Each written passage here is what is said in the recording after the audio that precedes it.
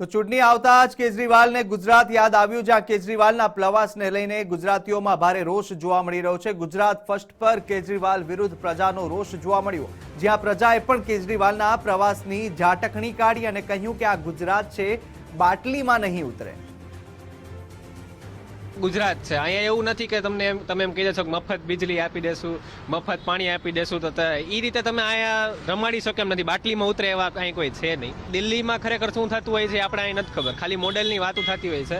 દિલ્હીમાં જઈએ ત્યારે ખબર પડે કે દિલ્હી મોડેલ કેવું છે। બધા પાર્ટીઓ આવે છે, સક્રિય થાય છે અને વાયદાઓ કરે છે લોકોને કે અમે આવું કરશું, આ કામ થશે, સહાય મળશે, જે તે વાતો કરવામાં આવે છે, પણ એ મુજબ કંઈ થતું નથી। તો અરવિંદ કેજરીવાલનું કહેવા માંગીશ કે આ ખાલી આશામાં ગુજરાત કે અન્ય કોઈ રાજ્યમાં ફાફા ના મળે।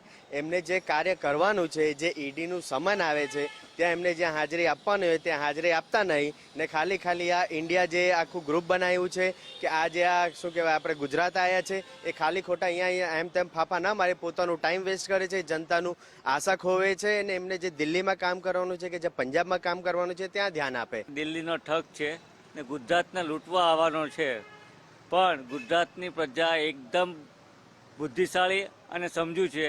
ભલે આવે, ખાઈ પીએ, મહેમાન ગતિમાં તો ગુજરાત પહેલો નંબર આવે છે, એટલે આજે એને જમાડી 2 દિવસ રાખી ને પાછો રવાના કરી જ દેશે અને જેવો દિલ્હીમાં જશે એટલે 100% એ જેલમાં જ જવાનો છે। યુવાનોને જે નશાને રવાડે ચડાવ્યા છે પંજાબ ને દિલ્હીમાં, એ વસ્તુ અહીંયા ગુજરાતમાં અમે થવા નહીં દઈશું। ગુજરાતની પબ્લિક અહીંયા નોકરી, ધંધો, રોજગાર બધું છે, અમે અમારા દમ પર કમાઈને ખાઈ લઈશું। પહેલેથી જ મહાઠગ છે, જેણે પોતાના ગુરુને કે જેની સાથે ગદ્દારી કરી છે, જેના ખભે પગ મૂકીને તે આગળ વધ્યા છે, એ જે પહેલાં રાજકારણમાં જ્યારે એમણે આ આંદોલન ચલાવેલું ત્યારે કે હું રાજકારણમાં નથી આવવાનો, પણ આ એક રાજકારણનો એમનો પાયો જ હતો જનતાને લૂંટવાનો।